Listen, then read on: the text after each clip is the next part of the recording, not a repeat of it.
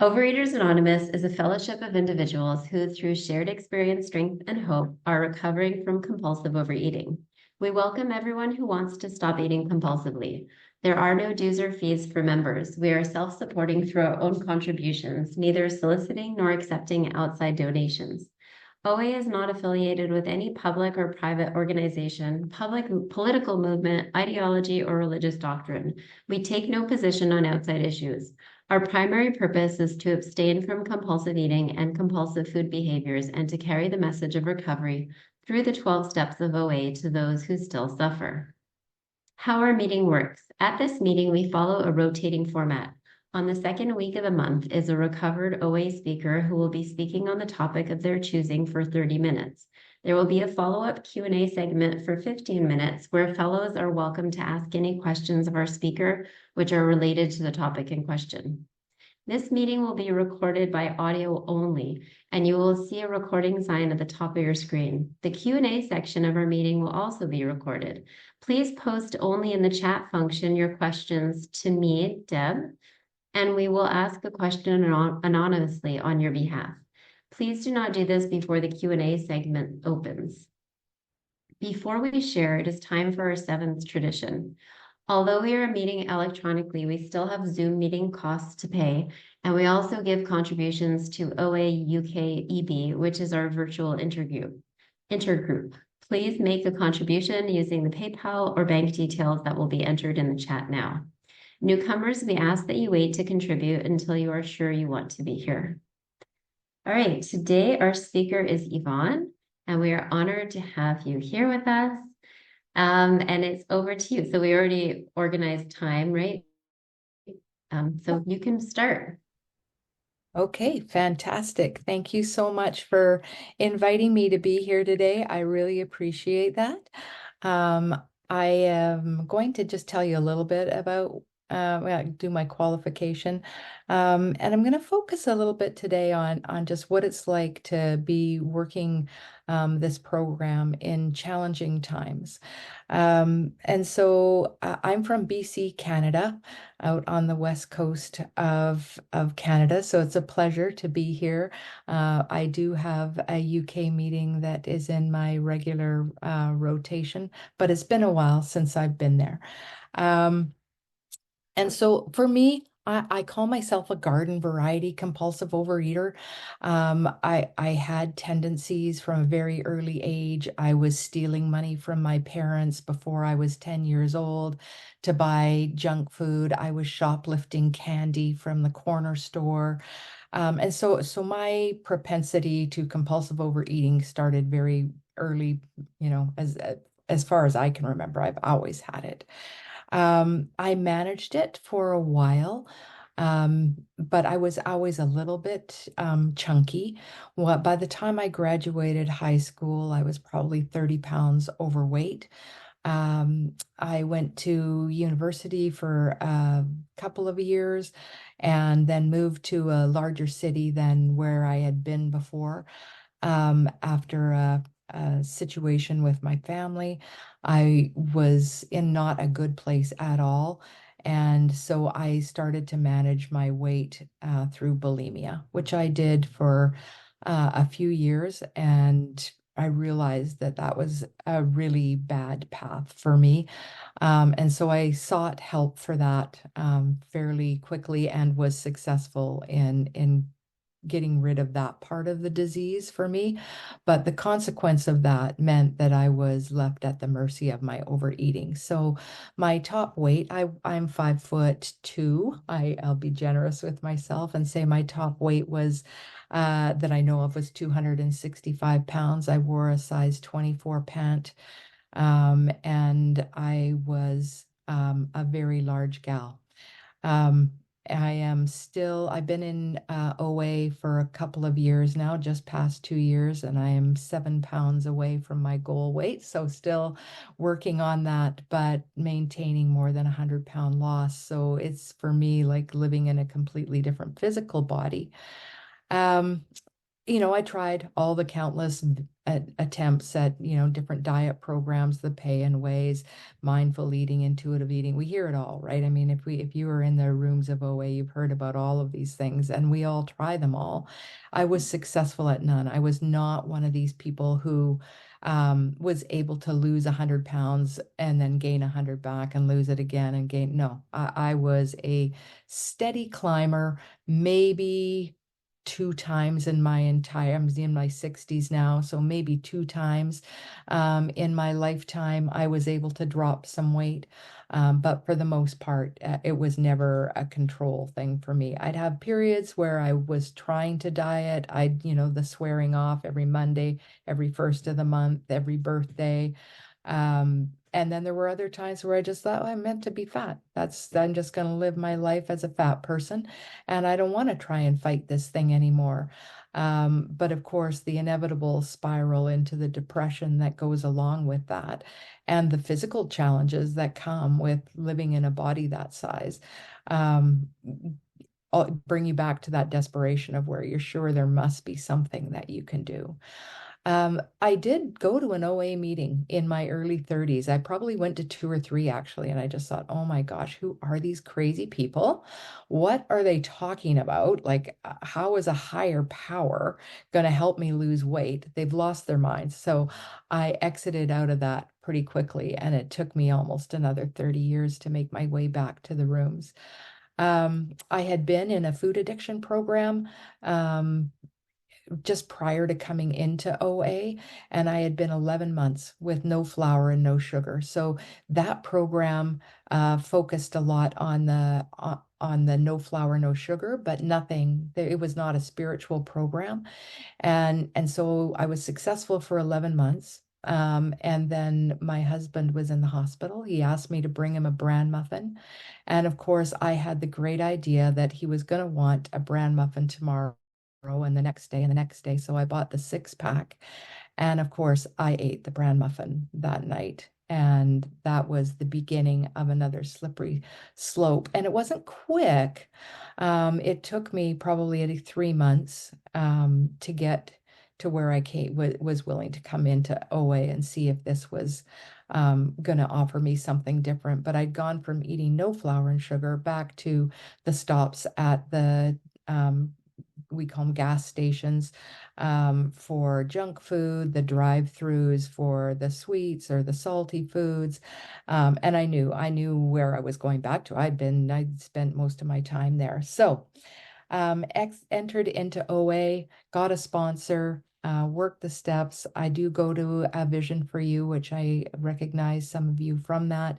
So I had a strict sponsor, got a food plan from a nutritionist, and did great for a year and a bit. And then I had what I call my blueberry incident. And it's so funny because you hear people talking about spiritual blueberries all the time. Mine were physical blueberries representing my spiritual blueberries. And I just decided that it was a great idea to have these few extra blueberries above my weighed and measured portion. And um, that night, I did not say anything in my nightly review. I made the decision that it wasn't that big of a deal, that I could just stop, that I wouldn't have the extra blueberries the next day. But the next day, I had those extra blueberries and a few more extra blueberries. And I did that for 3 nights. And every night, every morning, I would get in the shower and I'd say, okay, God, not today, right? Today, we're going to stick to the food plan. I need your help doing this. And yet, I was still being dishonest about it. I was not admitting to my sponsor what I was doing. I was not writing in my nightly review what I was doing. And so that's why we say it's the spiritual blueberry. It was the dishonesty that was so insidious. I mean, the 10 blueberries was not going to have a physical impact for me, but it was the dishonesty that was creating in my life. And so I had to say that I had broken my abstinence and I had to restart, and I got another sponsor, and I have been abstinent now since August of 2023. So I'm coming up to another year. But what I wanted to focus on today is just what my program has been like during these last couple of months, because it's been a very trying time for me. My brother-in-law, who we are very close with, we were kind of the four amigos, my husband and myself, my sister and her husband. He was diagnosed in January with pancreatic cancer, and he passed away on May the 13th. And so it was tough during those months, to try to be there to support him, to support my sister's family.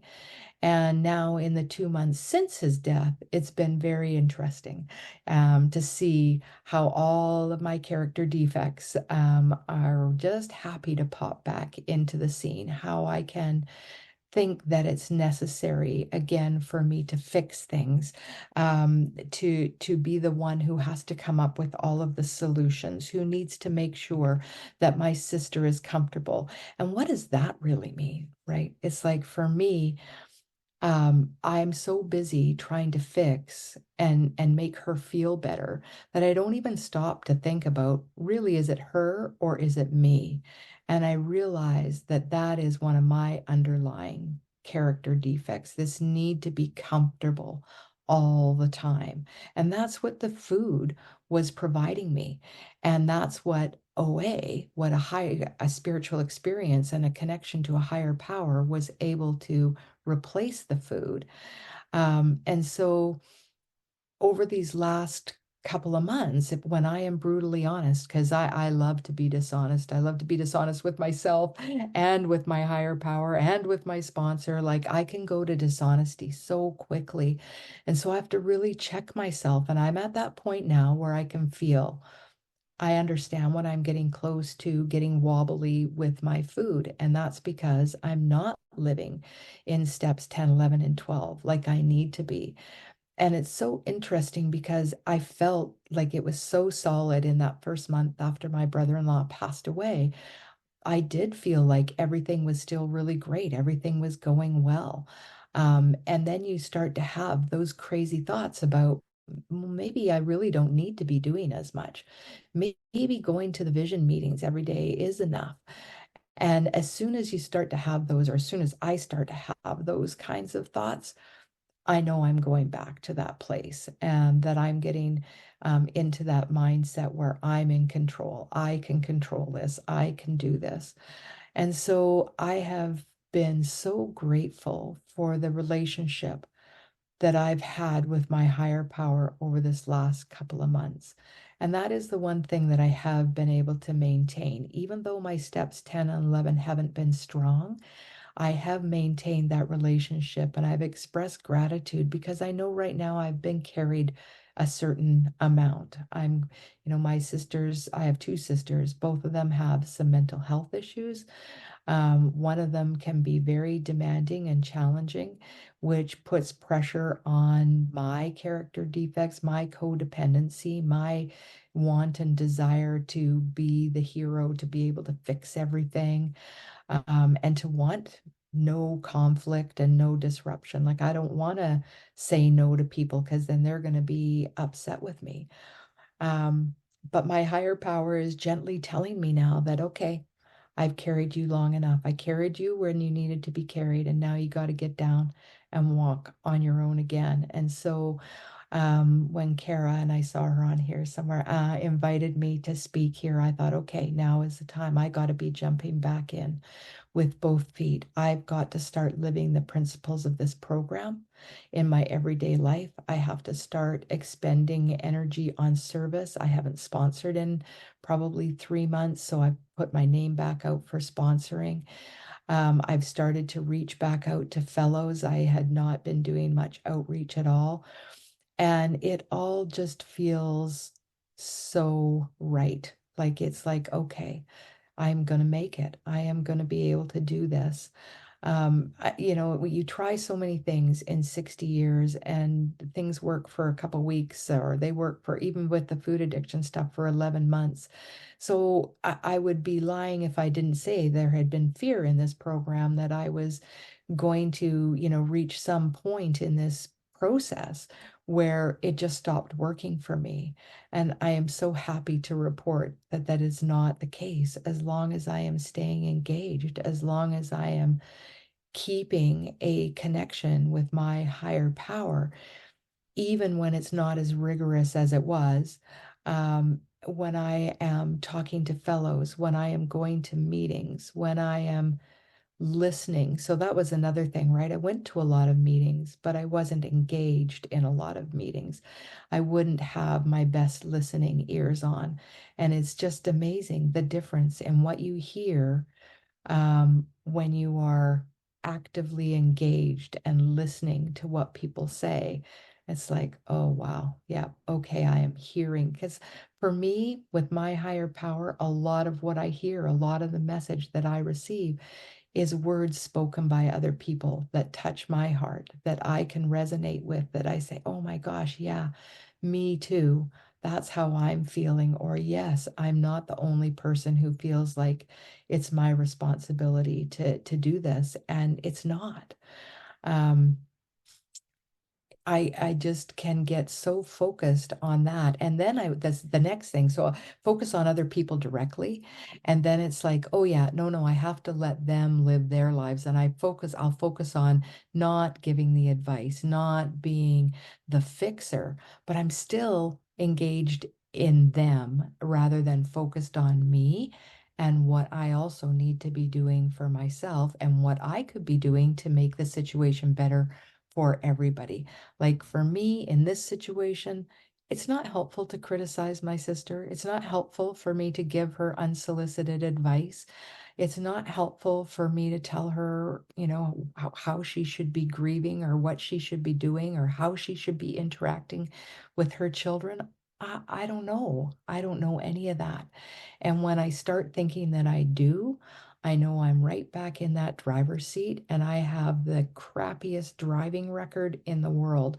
Like I will drive into a wall over and over. Like it's the same freaking wall, the same big, huge dents. Like I'm not out there finding new character defects. I just keep going back to all of my favorites that I've established, really deeply in the last, 4 decades of really being a true compulsive overeater. And so, now, like I say, it's time for me to really turn my attention back. I don't remember the last time I spent, any amount of time. Like I recognize when I do things that I should have done differently. I do try to make my amends, but I haven't spent a lot of time saying, okay, Yvonne, why is it that you felt the need to have to say that? Why did you feel the need to have to cancel on that person? What is it? What's coming up for you? So that internal exploratory process or step 10 needs to start again.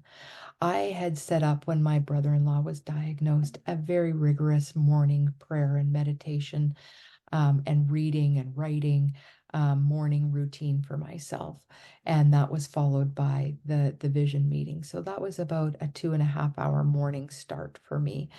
And I have not been doing that. I've been going to the vision meetings, but I have not been doing the reading and the writing and the praying and the meditating.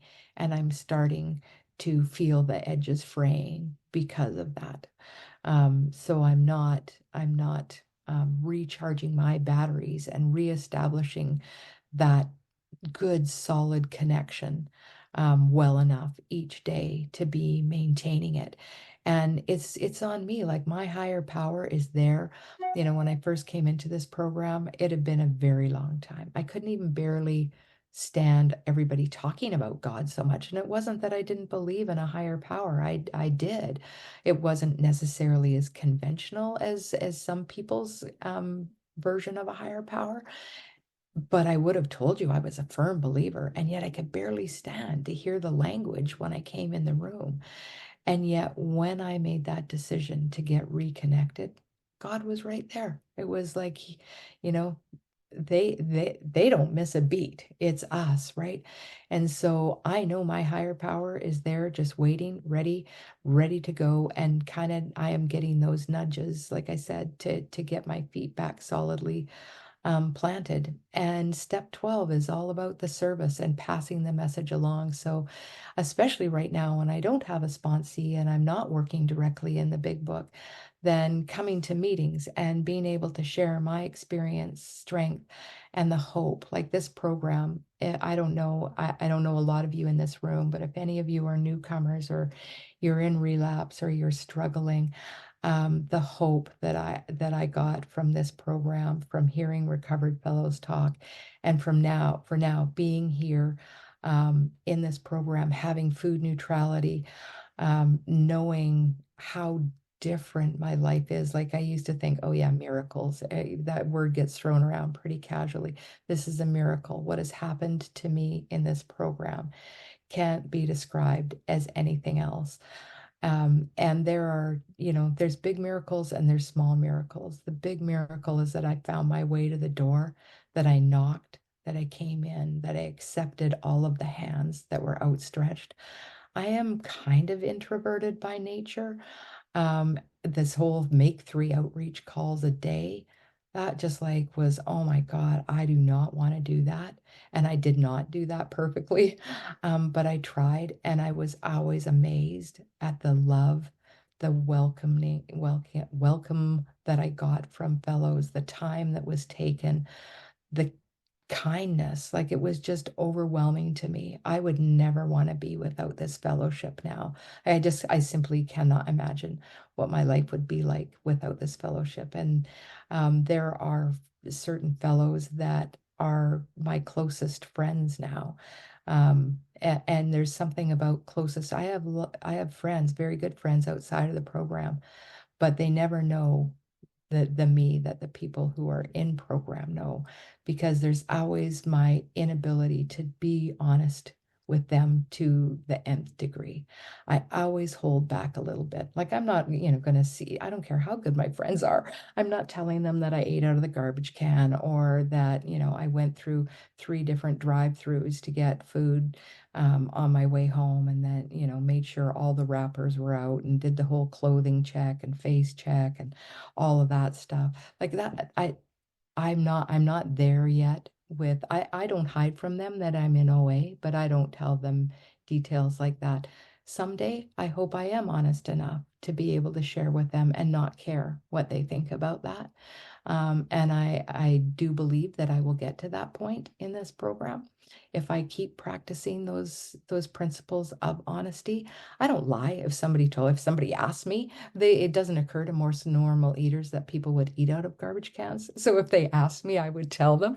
But most people don't ask you that. It's not a question that comes up very often in conversation. Um, and so, yeah, this is the hope. This is my solution. This is the only thing that has worked for me. I have never, in any other, solution that I thought was working, I've never had food neutrality. I did not know that food neutrality was a thing.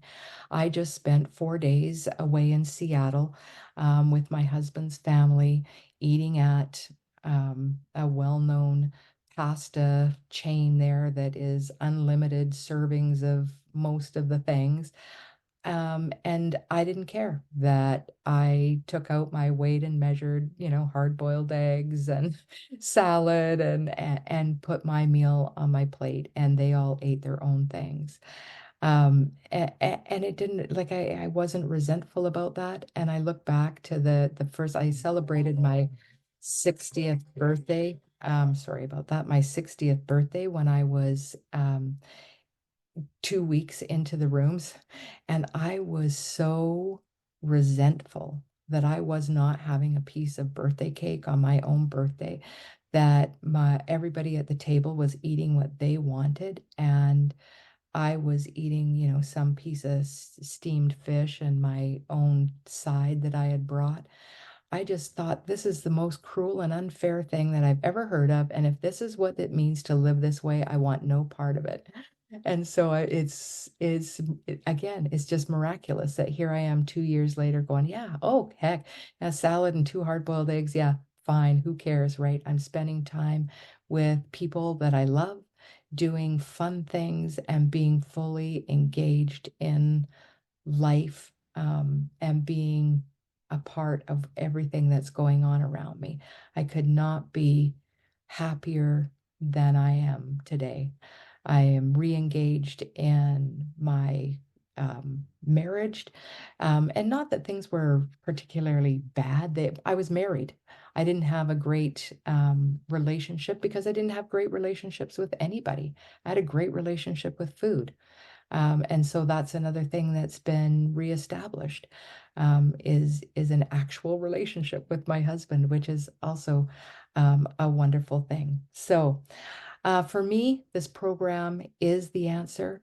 For me, this program carried me through what's been a very difficult couple of months, but it also has kept me well enough connected to know that it's time to put my feet back on the ground, time to reach out my hand again and be pulled right into the center of the room and be a participating member of the program that has given so much to me, and that I wouldn't change for all the world.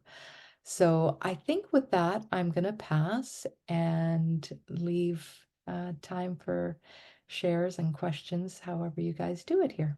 Thank you so much for inviting me. It's been a pleasure. So much, Yvonne. All right, we will now open the Q&A section of our meeting, which will also be recorded. So please post your questions only in the chat function directly to me, Deb, and we will ask, and I'll ask a question on your behalf. So you guys can pop your questions into the chat.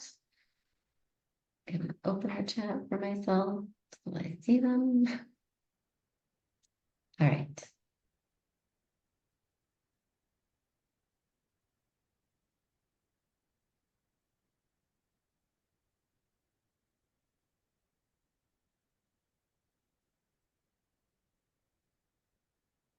Okay, first question. Thank you, Yvonne. Can you share more about how you sponsor others? Sure. Yep. I sponsor the way I was sponsored, basically. So when I have a sponsee, I meet with them 3 times a week. We read the big book together. I have podcasts that I ask sponsees to listen to. I ask my sponsees to have a weighed and measured food plan, preferably from a nutritionist, if that's at all possible.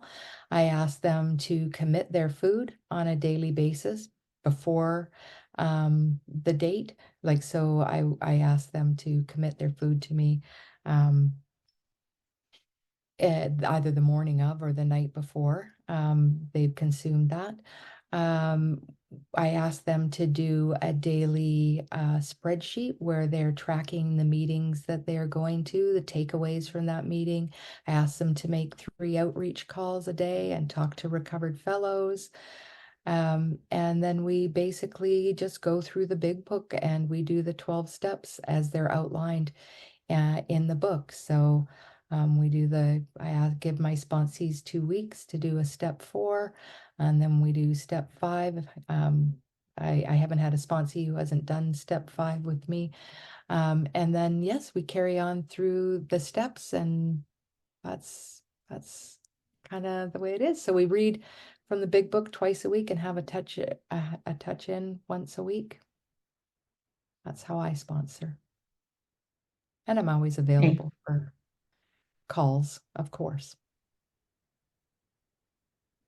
Okay, thank you, Yvonne. Next question. Thank you for your share. Can you please share on what you do when a sponsee has relapsed who is already through the steps? Okay. I haven't had a sponsee who went through the steps with me and then relapsed. So in the spirit of full disclosure, I haven't had a sponsee who's actually gone all the way through the steps yet. They have not made it through all 12. I have certainly sponsored people who have been through the 12 steps before. And I mean, then I spend a fair bit of time with people who are either in relapse or have relapsed, looking at steps 1, 2, and 3.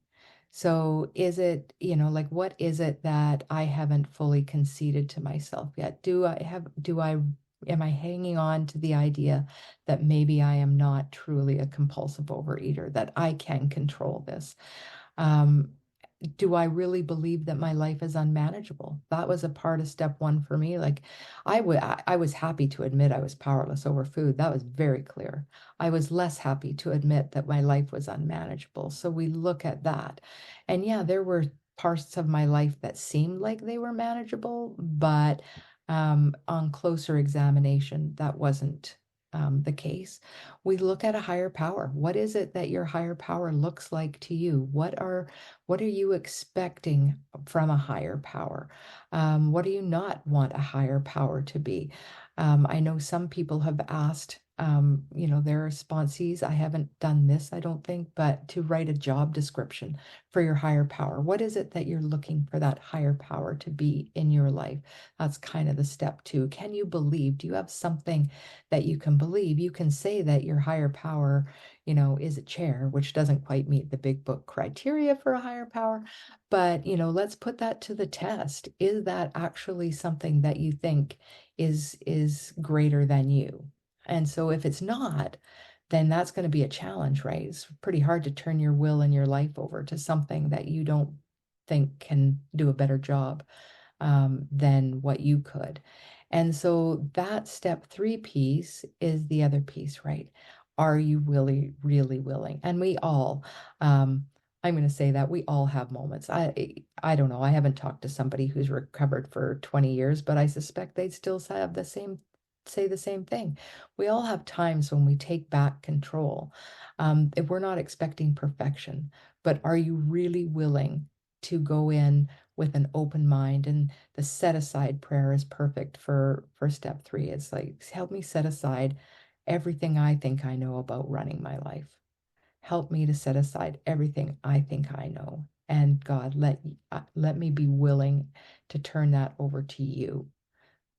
Let you run that. So I do spend a lot of time on steps one, two, and three with people who have had relapse.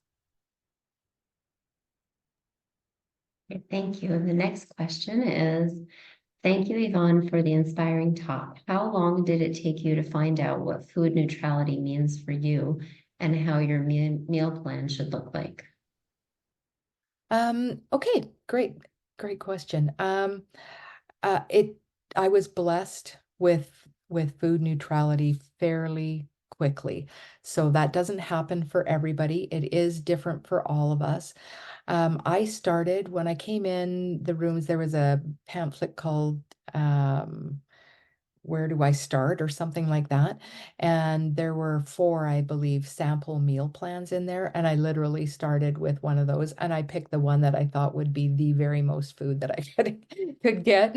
And that's what I ate to. Well, my goodness, when I tried to eat to that, it's like, yeah, it's no problem scarfing down boatloads of my alcoholic foods, but eating that much of non-alcoholic foods was a challenge. So I changed away from that and I was able to get in to see a nutritionist probably like within 4 to 6 weeks of starting my abstinence.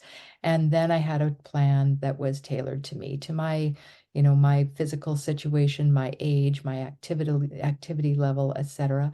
And I've been working with that nutritionist since. So I would say food neutrality came within the first month of me getting abstinent and sticking to a weighted and measured food plan. And I've had tweaks because I've plateaued, my weight loss has plateaued. And so my nutritionist has taken my food both up and down during those. Yeah. And can I tell you how stressful it is for a compulsive overeater to be given more food when we're trying to lose weight? That does not seem logical at all. But I just have to keep trusting that person is a professional nutritionist. I am not. Clearly, everything I thought I knew about food did not work. And so I have followed that food plan and I continue to follow that food plan to this day. I still weigh and measure. I don't commit my food now, but I weigh and measure every meal. Okay, great. The next question is a two-part question. So the How do you deal with a self-defeating attitude? Well, um, let me think about that just for a moment, because I would describe myself as fairly optimistic. And so when I came in the rooms, I came with the idea that this could work, that this could work. And so when I hear the term self-defeating, yeah, I was defeated by self too. And it was when I made a decision to not live on my way anymore. So to take self out of it as much as I could. And we are humans, we have egos. We talk about ego smashing and getting rid of egos, but we always have that ego. It is always there. But I made a decision. I could make a decision, and still have to make a decision when I do. I have those moments when I get down on myself. I remember one time in particular, um, when I was basically in a very, very bad place. I was in tears. I was, just melting down completely and having what basically amounted to a tantrum. And I was on the phone with my sponsor, and she was like, "Well, have you talked to your higher power about this?" And I'm like, "I'm not talking to my higher power. I'm mad at my higher power." And she's like, "Oh, okay. Well, sounds like you're content then to be a, belligerent toddler. If that's what you'd like to do, that's fine." And it's like, well, damn it, that, like I wasn't getting the response from her that I wanted. She wasn't even giving me really negative attention. It was just like, "Oh, okay." And so I just, anytime I have gone down that self-destruction road of, or self-defeating road of, I can't do this, I'm never going to be able to do this, um, I recognize that, yeah, I can't. I mean, this is what this program is all about. I can't do this. That's why I need a higher power. It's why I need a spiritual awakening, because it needs to be something bigger than me. And so as long as I'm relying on that self, I'm not going to get there. So, really, whether I'm being self-defeated or not, I should still be able to recover if I'm willing to set that aside. And this program is all about being willing to do something different. I wish I had a better answer for that. It seems like an unsatisfying answer, but really, I mean, we can continue along on our own path, trying to drive the car, trying to figure it out. Hey, nobody loves analysis more than me, right? I had a job that I did analysis all day long. And I remember before I even had a sponsor, somebody said to me, figuring it out is not one of the steps. And that's when I'm in that self-defeating mode. Trying to figure things out is usually what I'm doing, and coming back to the same answer as, I can't. And you're right, you can't. You need a higher power. Thank you. The second part of that question was, what podcasts do you ask your sponsees to listen to? Oh boy, well, those are too many to name, because there's ones for every step, and some of them have a couple. They are all from the Vision for You um, website, and I'm happy to share them. I can put my uh, email, or actually, yeah, I don't even have it on my phone. I'll put my contact information in the chat there. I'm available on WhatsApp, and I'm available via text. And if people are interested in what some of those are, I can certainly give out the podcasts that I recommend, but they are directly related to each step. At the beginning, it's like, how do I know I'm a compulsive overeater? Through each of the steps is their podcasts that support the steps. Great, thank you. Okay,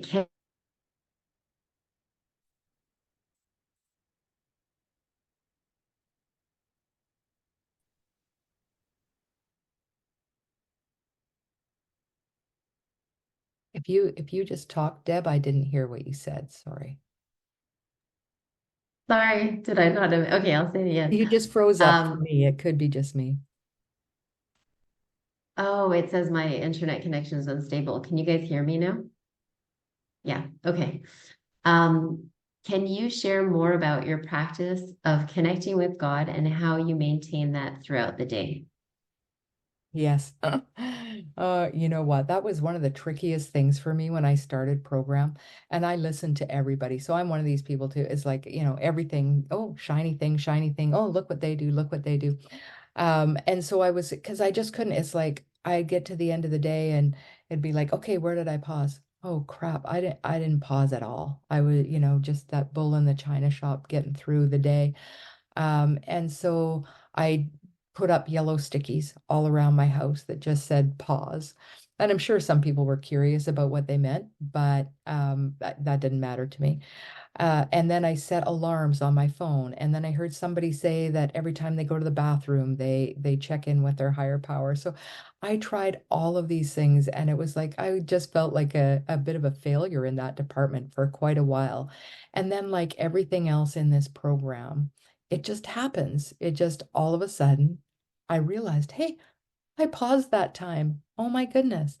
And there's been times when it's been very obvious that I paused. I had one situation where, again, I was close to that meltdown stage and I just ran into my bedroom and got on my knees and I just said, okay, God, I cannot do this. Like I can't. I need your help. I need your help. And that seemed to be the point from there on that it came a little bit easier. Now it is just natural for me. Anytime there's kind of a little bit of a lull, I'm just connecting, even if it's just saying hello. It just is me letting God know that I know they're there. And so when I get to my morning practice, um, then I can get into a more, I guess, deep connection. And I do that through so I wake up in the morning, I do my gratitude for the day, like for being given this day. I don't take that for granted. And for the abstinence that I have, for the neutrality that I have, all of those things. I say the first three steps every day so that I remind myself that I am a compulsive overeater and that I have made a commitment to turn my will and my life over to the care of God. And then I spend usually about 10 minutes just in silent meditation, which is not the easiest thing for me, but it, gets easier the more I do it. Then I read Voices of Recovery and For Today. I journal on both of those things. And then if there's anything else that comes up that I want to write on, I write on that. And then I try to um, think about the places that I recognize God showed up in my day, the day before, because I do it in the morning, if I can kind of pinpoint those. And I pick one thing that I am particularly grateful for that day. And I try not to repeat the same things multiple times. And I'll write specifically on that gratitude a little bit. So that's what my morning practice was looking like. I don't know what it will be like when I get reestablished in a nice routine again, but it'll be similar. I like that. It felt right.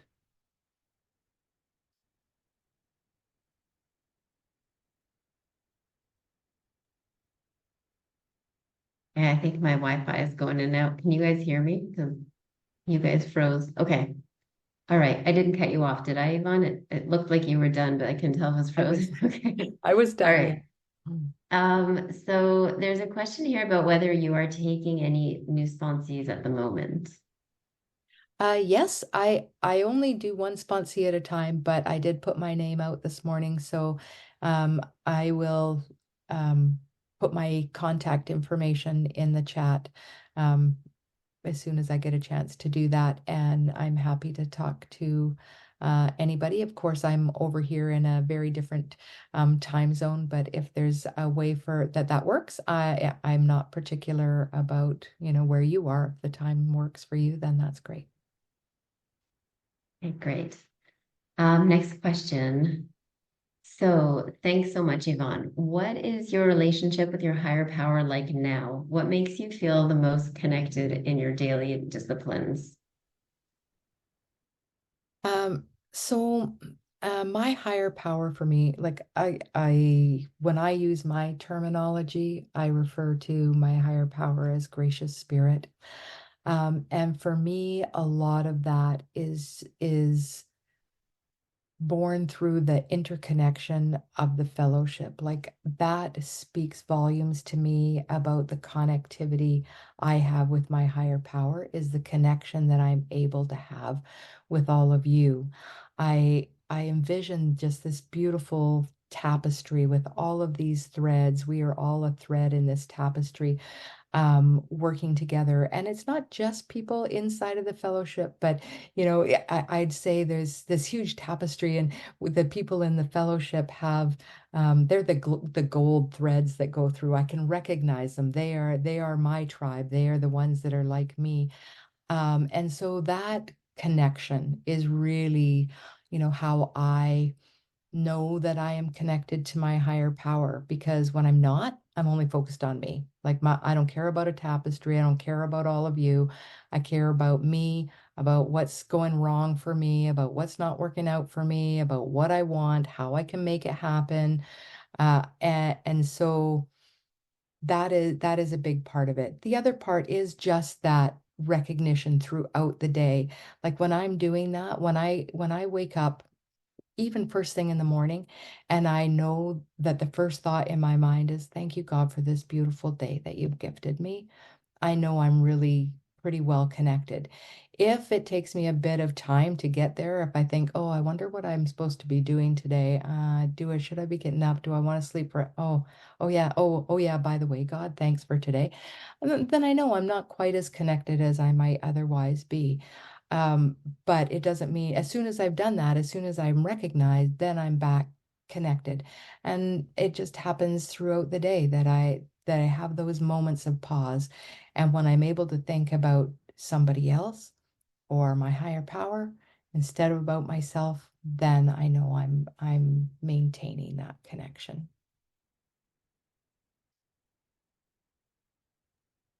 Thank you. Okay. Um, Someone wants to know what a spiritual blueberry is. A spiritual blueberry, yeah. So I think I don't know how it came about. Like I said, I've heard the term on the vision meetings, and it's a little bit, to say that it's not about the food. So it's like when I ate the physical blueberries, it was more about spiritual blueberries than physical blueberries, because it was what that food represented and what the result of that, came about. So to me, a spiritual blueberry is, I maybe haven't put the food in my mouth, but I am contemplating the effect of doing that, telling myself that maybe this time it's going to be different. Telling myself I don't have to do these steps. It's okay if I don't sponsor people. I can get away with it. Yeah, I said I'd turn my will and my life over to the care of God, but you know what? I really want to do this my way, even though I know that's not what God wants for me. Those are spiritual blueberries. I'm not breaking my physical abstinence, but I'm breaking or contemplating breaking my spiritual, abstinence, I'll call it. I'm going against my spiritual awakening, going against the principles of this program, taking back my control, trying to manage my own life. Those are things that I are a spiritual blueberry. Thank you. Okay, next one. Do you have full acceptance of your body now? Are you at peace with it? Oh gosh, I would love to say yes, but I am a 62-year-old person who weighed, almost 300 pounds for a very long time. And so, yeah, the scars of that will be with me forever. I am never going to have a body that I would love to have. Um, and so, like I can hold up my arm and go, "Oh, that's terrible." but I just choose not to wear short, or this is a short sleeve, but I choose not to wear shirtless sleeves or shirtless, sleeveless shirts. Oh my goodness. So it's like I accept that that is going to be there. Every once in a while, I contemplate, oh, should I have surgery? And it's like, no, this is the journey I was meant to be on. This is the body that I live in. And it's an interesting question right now because I've been at the same weight for about 6 months again, which is how long I had plateaued. And I don't know if I'm going to drop again. Maybe I'm meant to be right here where I am. Maybe this is going to be it. And if somebody had told me 2 years ago, sign on this dotted line, you can weigh, this number again for the rest of your life. It's a little higher than what you might think is great, um, but it's not, up here. I would have been over the moon.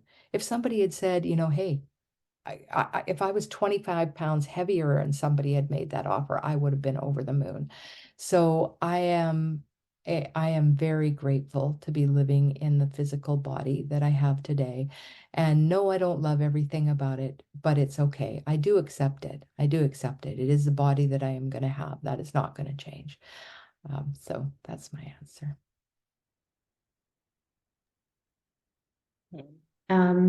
I have one more question here, and just to let you guys know, I think we can squeeze in one more if someone has one. Um, so the next question is, would any movement and physical activity as part of your connection with God? Mm. Somebody would have to ask me that before I got out of here and made a clean break.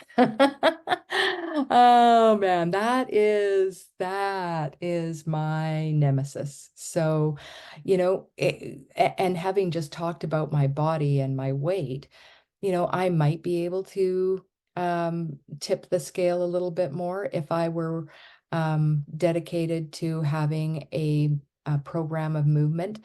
I am so I am not committed to any kind of daily exercise practice.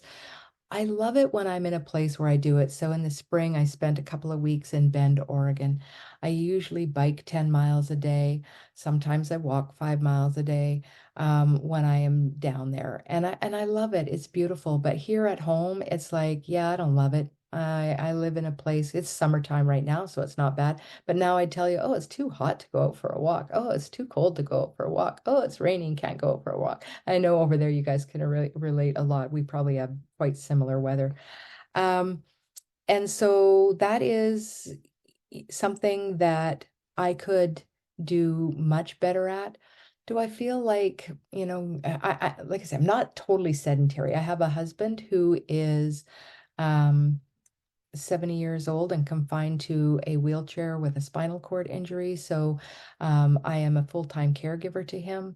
I do volunteer work at our local food bank, and the work that I do there is fairly physical. But I'm not out doing regular exercise. So I wish I could say I was. It's a piece that probably does need attention.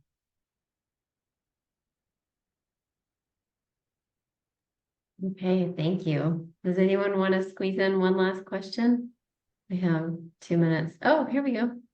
Okay, do you have a favorite line or paragraph in the big book? Um, there's so many. There are so many.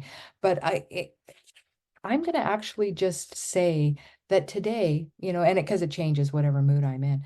Today, I was reading the last part of the Vision for You chapter on the meeting.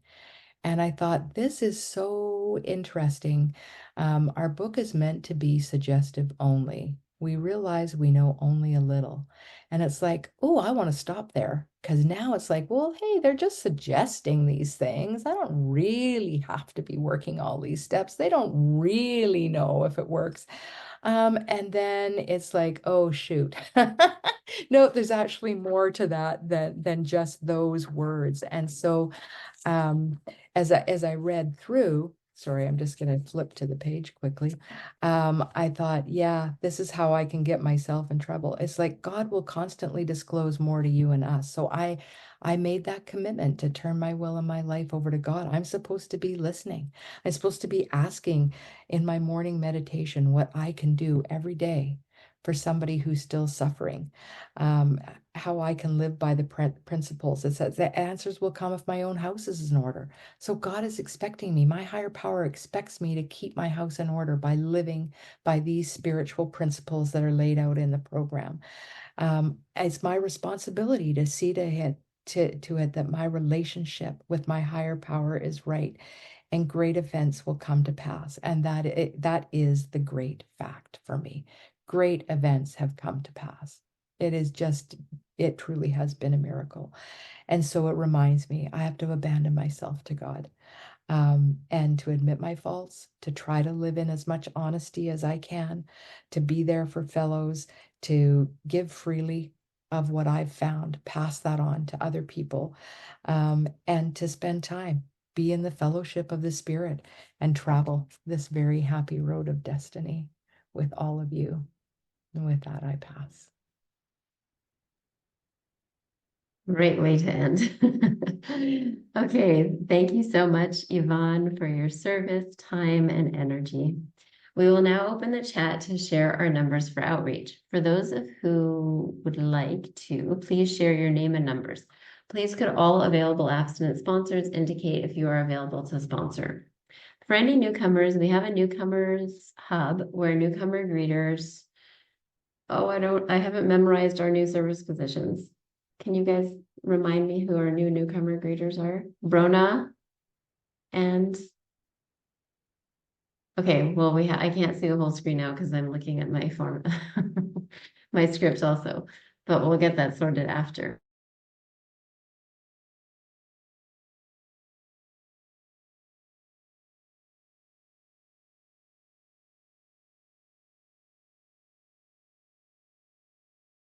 Please raise your hand electronically now, and we will invite you to a breakout room on Zoom where our newcomer greeters will be able to help you. This group also has a WhatsApp group for fellowship and inspiration. Please see the chat box for the link. And of course, I also forgot who our WhatsApp contact is. I think is it? No, anyways, I don't want to get it wrong. Okay, we'll have that in the chat, hopefully. We will close the meeting in the same way we always close a New Freedom Big Book study by reading the 12 Promises of Recovery as laid out in the Big Book of Alcoholics Anonymous. Bottom of page 83, starting with the paragraph, if we are painstaking, and ending with, if we work for them. Yvonne, could you please read the promises for us? Yes, absolutely. If we are painstaking about this phase of our development, we will be amazed before we are halfway through. We are going to know a new freedom and a new happiness. We will not regret the past nor wish to shut the door on it. We will comprehend the word serenity, and we will know peace. No matter how far down the scale we have gone, we will see how our experience can benefit others. That feeling of uselessness and self-pity will disappear. We will lose interest in selfish things and gain interest in our fellows. Self-seeking will slip away. Our whole attitude and outlook upon life will change. Fear of people and economic insecurities will leave us. We will intuitively know how to handle situations which used to baffle us. We will suddenly realize that God is doing for us what we could not do for ourselves. Are these extravagant promises? We think not. They are being fulfilled among us, sometimes quickly, sometimes slowly. They will always materialize if we work for them.